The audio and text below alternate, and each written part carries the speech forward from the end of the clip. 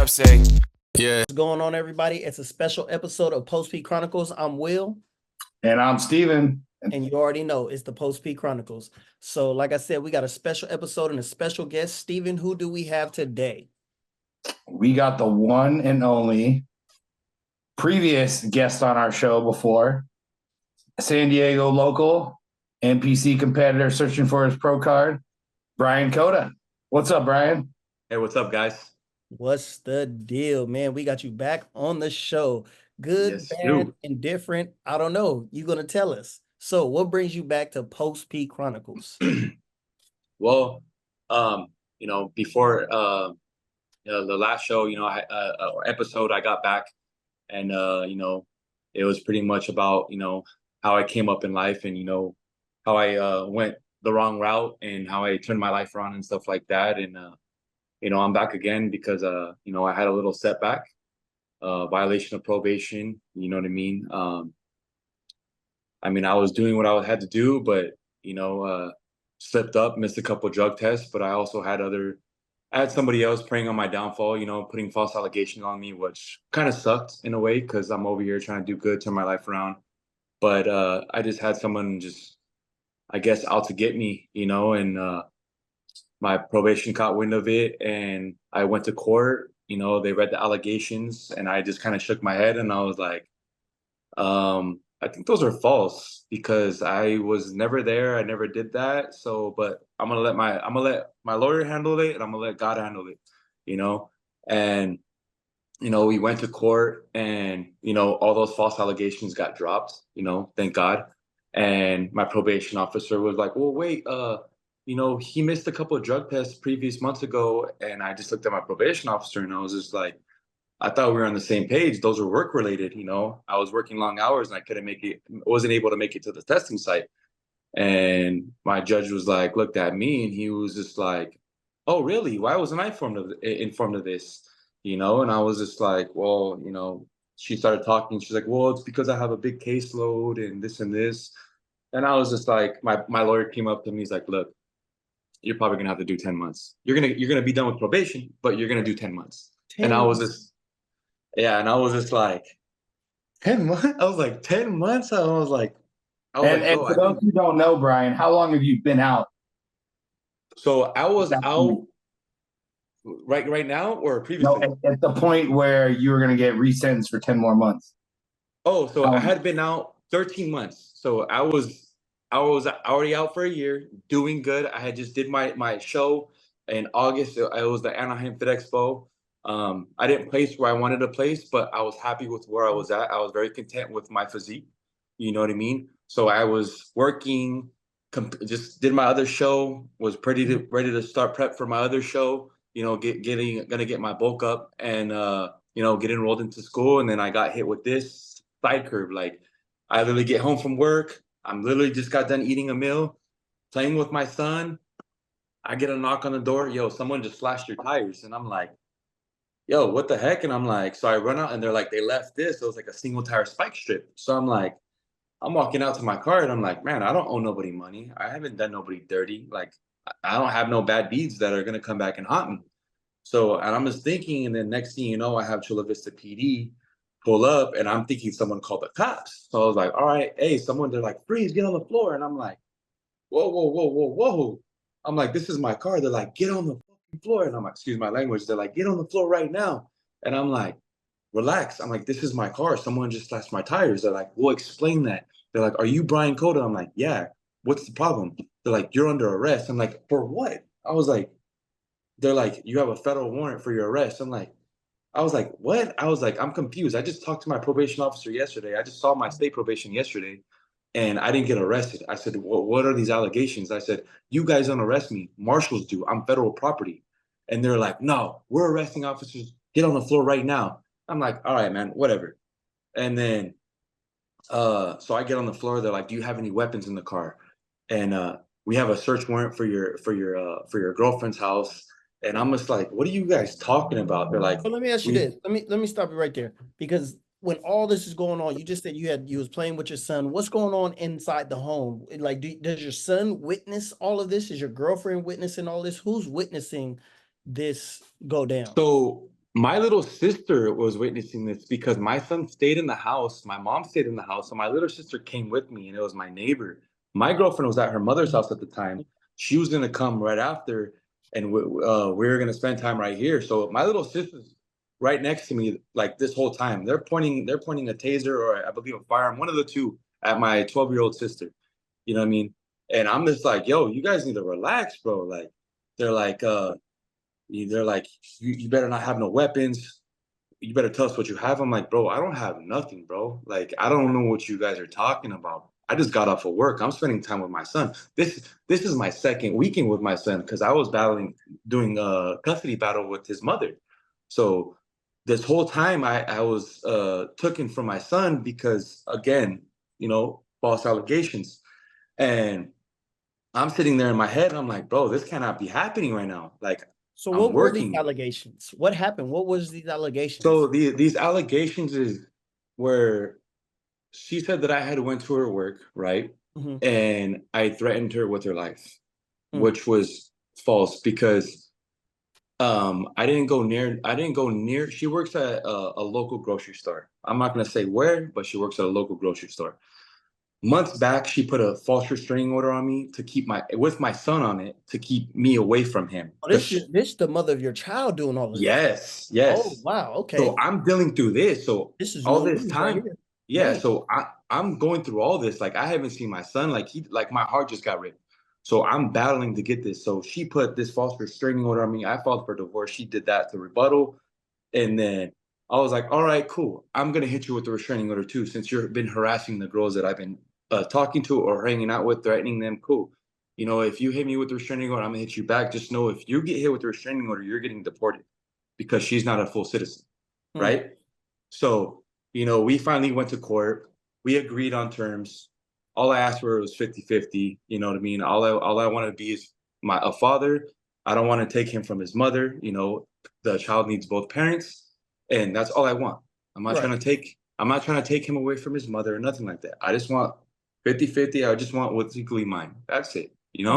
And what's best for our child. You want it to be fair, obviously. You're just trying to get a fair.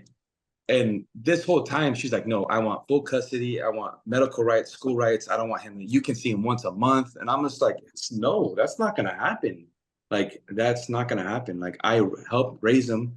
I've been helping providing for him and you. And you're just going to turn your back and put these allegations. All right, cool. So like I said, we went to court. Both of them got dropped. Right. We came to agreement so I can see his first day at kindergarten. Right. So I was like, cool. She's like, you drop yours and I'll drop mine. And so you can go see him at his first day of school. I said, that's fine. My lawyer's like, that's a deal. Just sign the paperwork. Let's go. Good to go. I'm happy. You know what I mean? I'm cool. The lawyer only the judge only granted me bi-weekly visitation rights. So I was like, you know what? It's fine. I just got out. Let me prove to you guys that I can. How long did you go to jail for that instance? When they arrested you, how long were you in jail? For this last one, or when they pulled up on you with guns in front of your little sister and they put cuffs on you? I went away for 6 months, right? Oh, so you hadn't gotten out that whole time from the day they arrested you. Of course, you was on a parole hold. You was on parole hold, so they wouldn't let you out. You couldn't bond out. No, I couldn't do nothing. So I was sitting in court, you know what I mean? So pretty much, like I said, the restraining orders were dropped. So one day, me and my girlfriend, I go to Plaza Bonita Mall or somewhere like in that area, and I'm driving back. The grocery store's on the way, and I'm making breakfast. I'm making chilaquiles, so I need a queso fresco, right? So she worked at a grocery store where she works on the opposite side, and the cheese is on the opposite side. So my girlfriend was like, babe, you want to go? I'm like, dude, there's no restraining order. Like, I'm just gonna go get cheese. Like, it's a local grocery store. I'm not gonna, I go and get the cheese. I'm walking to the register and I look up and she's all the way at the end of the store. And I'm like, all right, cool. I'm like, hopefully she didn't see me. So I pay my thing and I take off. So I guess there's no restraining order at this time. Exactly. Yeah, so I'm allowed to be there. It doesn't matter then. Yeah, so it doesn't matter. Also with the restraining order, if it's a public place like a gym or grocery store, you have access. I understand it's work, but it's still a public place. Exactly. So there is no restraining order. So there is no restraining order, so that shouldn't even be an issue. So So take this. So I leave the grocery store, right? And I guess literally right after I leave, she calls Chula Vista PD and says that I went to her work and I threatened her with her life. Boom, boom, boom, boom, boom. But look, I didn't even know about this till I got arrested, right? She's messaging my probation officer this too. Remember, the day I walked out of the court when both of our restraining orders got dropped, I emailed the PDF file to my probation officer and text messaged her.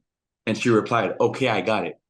So that was one of the violations. So I didn't know this, right? So shortly after, she calls the cops and says that I'm selling firearms and I put a hit on her and this and this and this. So again, I don't know. None of this is happening. Here I'm going to work, doing what I have to do, trying to get enrolled into school, be a full-time student, trying to get my son back. I had just barely seen him one weekend. So then fast forward, boom, this is when I get arrested. This is my second weekend with my son. So that's when it just hits me like, boom. And I'm just like, bro, what's going on? Like, these guys are talking about guns and this and this. I know in my heart, I'm not doing nothing wrong. I just been going to work. So I'm like, all right, I'm just going to let it play out. You know what I mean? I know what I've been doing. I just know everything. I've been just working. Cool. They take me to the Chula Vista PD center right there by TG, the department, and they question me about guns and putting it. And I'm like, look, bro, I said, I would never do that. I would never message anything about that. I would never, none of those things I said are false. I said, you guys have proof? Are you guys, I was like, matter of fact, are you guys charging me with anything? They're like, no, I'm like, all right, well, take me to federal prison then.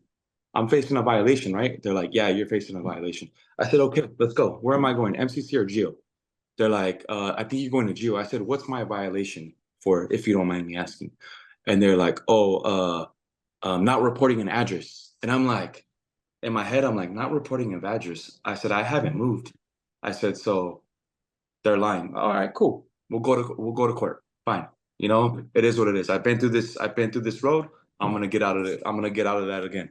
Right. So then I go to court, and then that's when I hear the allegations.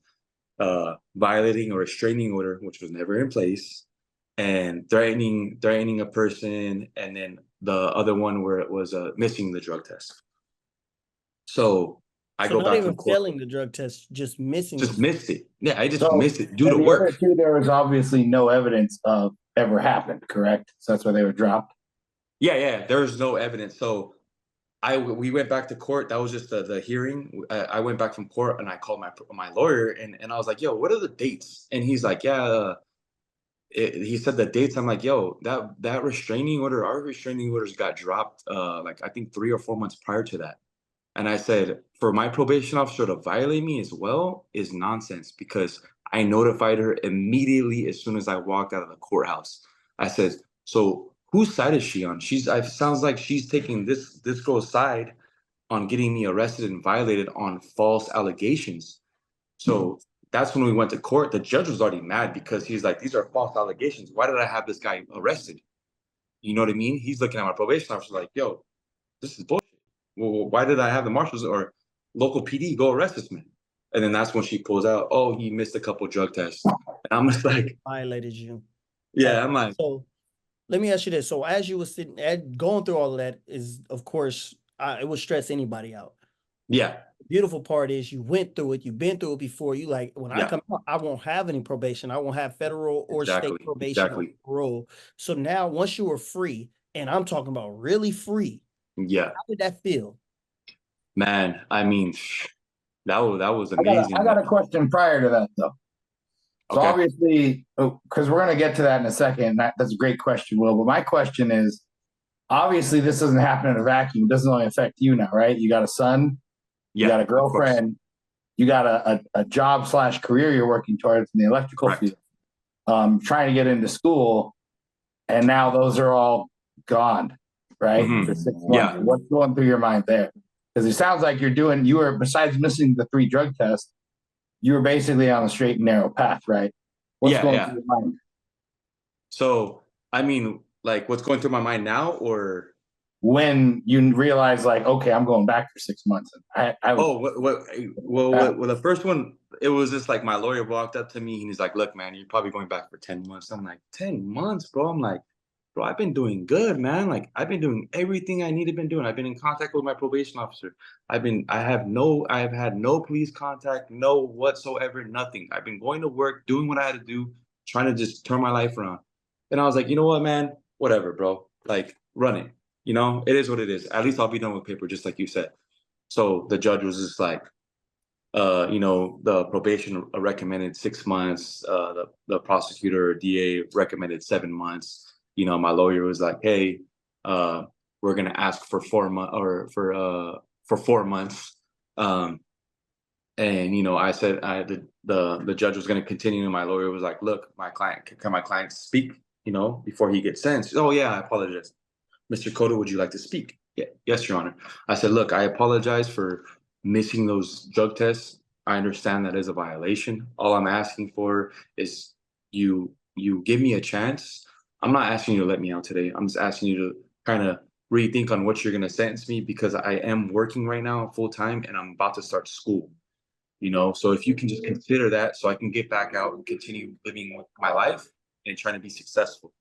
And he's like, all right, man. He's like, how does 6 months sound? And I'm just like, I was kind of shocked. And I'm like, excuse me? He's like, 6 months. You want to kill paper, right? I'm like, yeah, I want to kill paper. He's like, 6 months. He's like, you don't have to see my face again. Good luck to you, Mr. Cota. And I'm like, cool.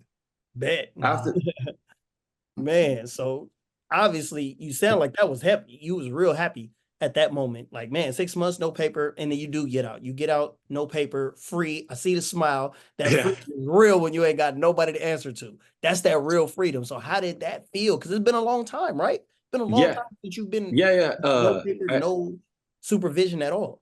Yeah, I Since like initially started 2020, probation. right? It's been a minute.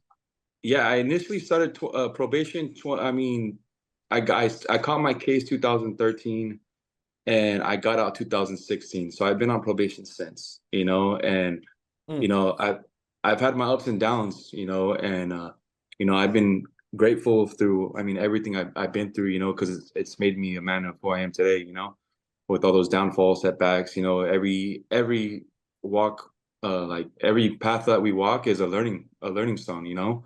It's a chapter of our life. And that day I walked out of those gates, I was in this last time I was in Victorville, the medium, Victorville 2, and I walked out. I mean, that those 6 months I was pretty much slammed down. Stuff was popping, you know, things happen in prison, you know, and I was just grateful to get out. And the day I walked out, I was just I've been there before, you know. If you've been busted, you know that feeling of walking out of that prison gate, changing from prison clothes to your street clothes. And it's just like, I put on my street clothes. I'm like, damn, this is really happening right now, bro. Like, I'm done. Like, I'm done. I don't have to answer to nobody. I can do whatever. I can just get up and leave and just be like, peace, you know. And I walked out, and I just, you know, I looked down, looked up, and just thank God, you know, for bringing me back home safe. And you know, I look up, and my girl's right there in the car. She's just like this, like she didn't know if it was me or not, you know. And then she starts running, and it was just a blessing, man. And it was funny because, like I said, I was up there in Victorville, so I'm leaving the prison, and she's like, "What do you want to eat, babe?" I'm like, "I don't even know." I was like, this. It was funny. I saw like it was like the steak and cheese thing from McDonald's. Because you know, when you're sitting in there, you're just watching food commercials all day. And I was like, oh, this is nice. So I went there, and what do you know? There's a TG right there. And I told my girl, I was like, we should go work out right now. And she's like, what do you mean? And I'm like, we should Get go right work out. to it. She's like, babe, I didn't pack no I gym lost all clothes my for you. games. I got to get it back. Yeah. I was like, dude, I'm skinny right now too. It was like, I was like, babe. She's like, babe, I didn't bring you no gym clothes. Are you serious right now? I'm like, nah, well, you're right. Let's just get back to San Diego. You know, so it was just probably like the first 30 minutes of the ride was just, I was just in shock because it was a cultural shock. You know what I mean? Like where I was just at, what I had just been through and what I seen.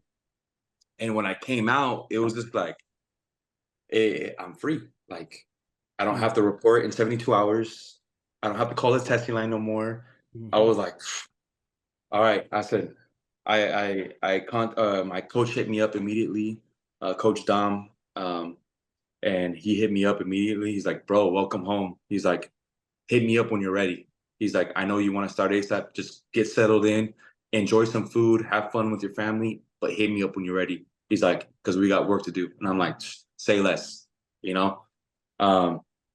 So, you know, I got back to San Diego, celebrated, had met my nephew, and you know, saw some family, and then just spent time with my girl, and I just kind of sat back, and when I was sitting in there for those 6 months on those lockdowns, I just had my little paper pad, and I was writing down goals, what I needed to do. You know, the simple thing was just, all right, getting my license, because I turned 30 and you got to retake your test. Okay, step one, getting my license. Okay, step two, you know, getting everything in order, my bank and all that stuff, getting a job again. You know, my old company wanted me back. So I reached out to them and I said, hey, what's up, man? I'm back. They're like, what's up, man? You want to get back on the team? I said, let's do it, bro. When can I start? They're like, come in next week. Perfect. You know, I took a week off just to kind of get all my affairs in order. And then that's when I hit up my coach and I was like, what's up? I was like, I'm gonna be ready soon, like real soon. Let me get my job and let me get my paycheck, and let's get this training going, and let me get back in the gym and let's plan this out, you know? And ever since then, man, I just you know, I just been very grateful waking up every day, you know, in my house, free man, and just working, getting back to the grind, you know? So let me ask you a question real quick. I mean, congratulations. That's awesome. I mean, we're glad you're home. I remember one day you didn't answer my text and I asked your cousin, I was like, what happened to Brian? You know what I mean? Because I was doing MIA on me real quick. And I was like, I think he got locked up again. But first time you've had real freedom since 2016. So at 8 years, right? First time you're not government property, checking in with somebody, drug testing, phone calls. So now you have real freedom. What are the as a man, right? We got to have parameters in place in our life to succeed. I mean, freedom it's still not a freedom to do whatever you want card, right? So correct. What parameters are you putting in your life with this freedom to make sure not only you succeed, but you never, you know, slip up into those situations again? Well, you know, first things first is just staying around positive and positive people that are not gonna, you know, lead you down the wrong path, or that are negative, you know. Just surround yourself with like-minded individuals. So like right now, I kind of just cut a lot of people out, you know, like, yeah, I grew up with them. You know, we used to hang out and stuff like that. But my mindset is like, I'm a father now, man. I'm 30. I just turned 31 on the 18th, you know what I mean? And those 6 months made me realize, I mean, like all those times made me realize, but this last time made me realize, okay, it's like, look, man, you're not getting any younger. You know what I mean? You got to actually figure out what you want to do in life. You know, I have a trade that I love, the electrician, low voltage. I love it. You learn something new every day in this trade. So I was like, look, when I get home, I'm going to get back to it. I'm going to try to get my contract. I'm going to study for my contractor's license, you know, start my own business and go on from there, you know, focus on my son, try to get my own spot as soon as possible, you know,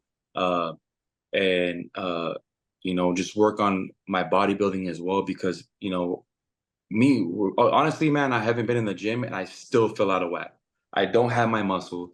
I just feel like right now I'm just like kind of like a lost puppy, but you know, I got to take care of priorities first. My financial, I got to make sure my financial orders are in place, you know? And again, just staying away from negative people that are not going to help you grow and set you back. You know what I mean? So basically just pretty much, you know, staying away from like all the people that just aren't going to be there for you when you need them, and that are actually going to be there for you and give you that constructive criticism to help guide you and lift you up in life, so you can be a successful man, you know, and you can pass it down to others. You know what I like that he just said, Will? What's that? I like that even though he's a competitor and chasing a pro card, you know, it's been back a few weeks. He said he hasn't been in the gym yet. And I like that because as a man, he's got to handle his business first. Definitely. You know, a more mature person would be like, oh, I got to get these gains back. He's like, you know, I got to handle my business and get on track, and then I'll get back in the gym. And, you know, that's a sign of change. Last time you're like, I got to get home. I got to get back on stage, and so I can see a change. And you're embracing the father role. I see on Instagram spending time with the girlfriend, and it seems like it's a serious relationship. So, yeah, I like this. Seems almost like a different Brian Cota. I encourage you, keep being a man. Don't worry about those childish things and those friends that aren't going to be around for you, because your ultimate priority right now is your family. Last question: what's the custody battle? Well, last question for me, I guess, for now. What's the custody battle look like with your son and getting to see him now that you're out? Right now it's every other weekend. So I was able to see him that weekend I got out, and then by weekend and the following I had him for my birthday, which was, I want to say, last Thursday, the 18th. Right. I had him for my birthday. Happy belated birthday. Thank you. Thank you. And then the weekend, of course. So I spent some time with him today. He wasn't feeling good, and his mom had called me, and I told my boss, I said, look, man, I thought it was an emergency, thought we had chicken pox or something like that. But, I left work, and my boss understood. I said, look, man, it's my son. I got to go see what's going on.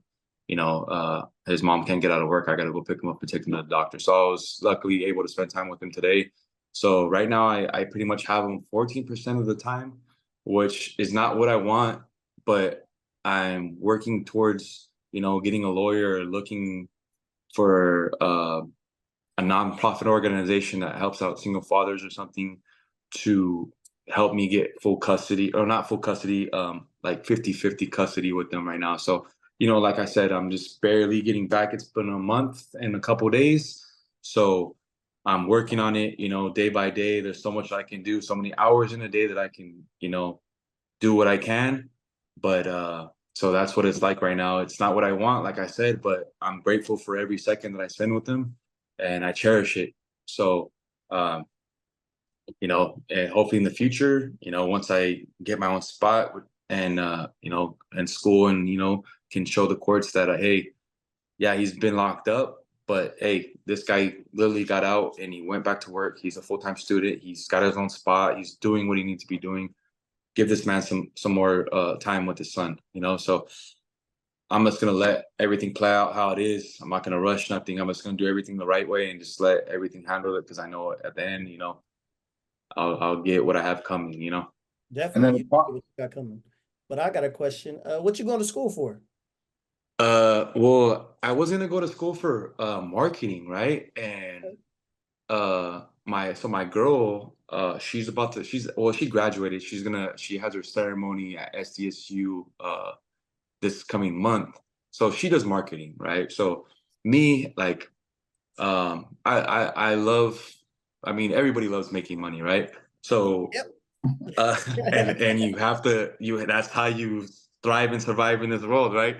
Yeah. So I want to go to school for like financial, like business, accounting, like different financial studies, so I can learn how to understand money more, and pretty much taxes and stuff like that. So that's my little goal right now. I actually got one of my buddies, actually, he started a program for ex-felons and, ex people that just got out of prison. It's called Rising Scholars. And that's the program I'm in with at Southwestern College. Southwestern, yeah, I was in that. Yeah. So isn't Andy in that too? Yep. Or was so my boy that I grew up with, who I was running the streets with back in the day, he got out from doing a long prison term, and he started that one at City College. Wow. So he reached out to me. I've been in contact with him, and I was already trying to do this, like I said, before I went away. And as soon as I got out this time, he reached out to me. He's like, "What's up, my boy? How you doing? Like, I'm glad to see you're home. What's up? Are you going to get back into school? Whatever you need, let me know." He's like, "Look, I also started this program. It's called West Coast Credibles. Mm-hmm. It's like a nonprofit organization. So there's different directors. He just made me the health and wellness director for that nonprofit organization right now. So I'm gonna be working with them. I'll send you guys the information, and the flyers that he just sent me. And so I'm gonna pretty much be working with that. I think they work out of the MAC project. out in Chula Vista.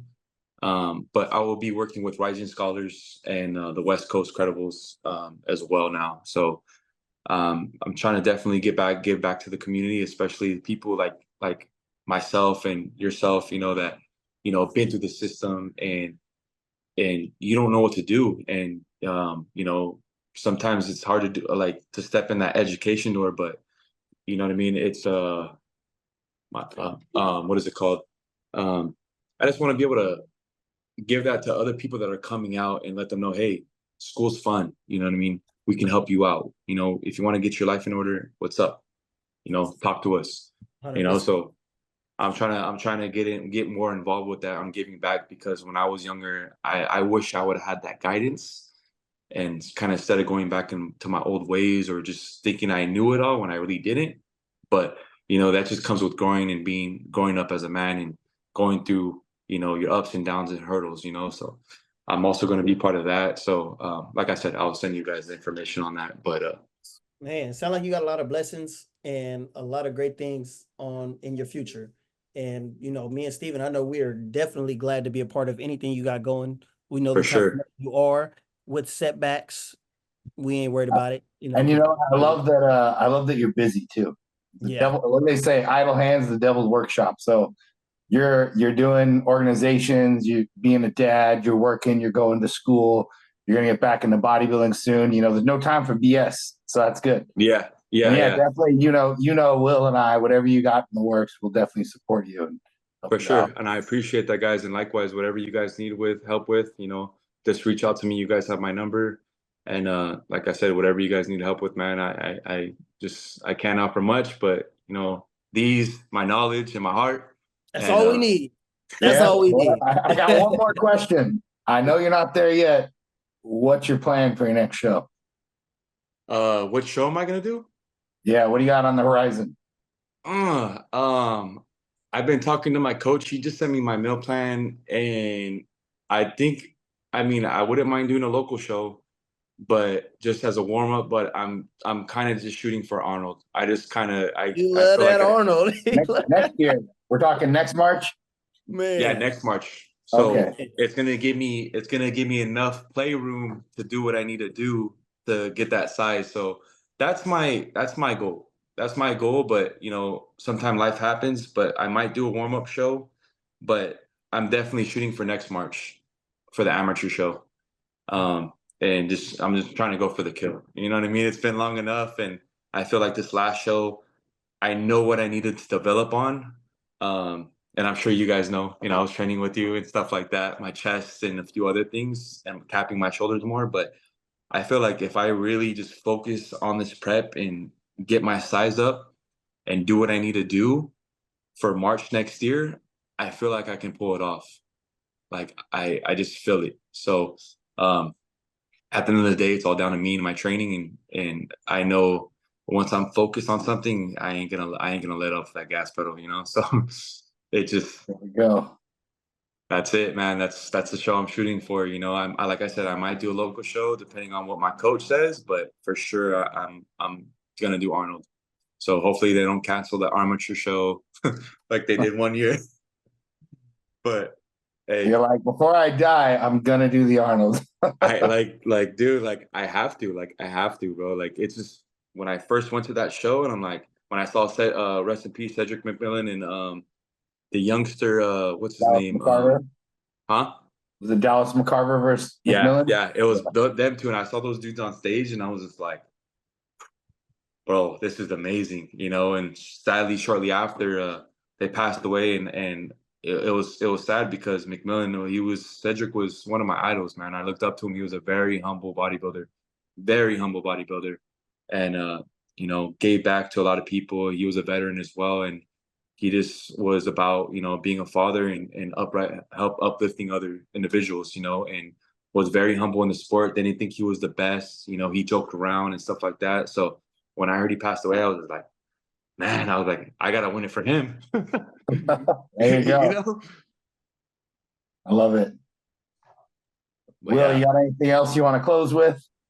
Nah, man, it's been definitely good catching up with you, man. Freedom looks good on you, and I'm talking about that real freedom that you ain't Thank got you, to look bro. over your shoulder, freedom that you ain't got to get on no call and say I'm on my way home, freedom. You know, Yeah. that freedom Yeah. right there looks really good on you, man. I know how much you love your son because you talked about him the very first episode we did. The first time we met you, talked about your son, and I can see it in your eyes how much you love that little man. So I'm hoping for you to get that 50% custody and Appreciate that. things ahead, man. Great things ahead. So Thank you. thanks for being on this another great, exciting episode of the Post P Chronicles. I'm Will. And I'm Steven. And this is the Post P Chronicles. Peace. See you guys soon. See you guys soon. Peace.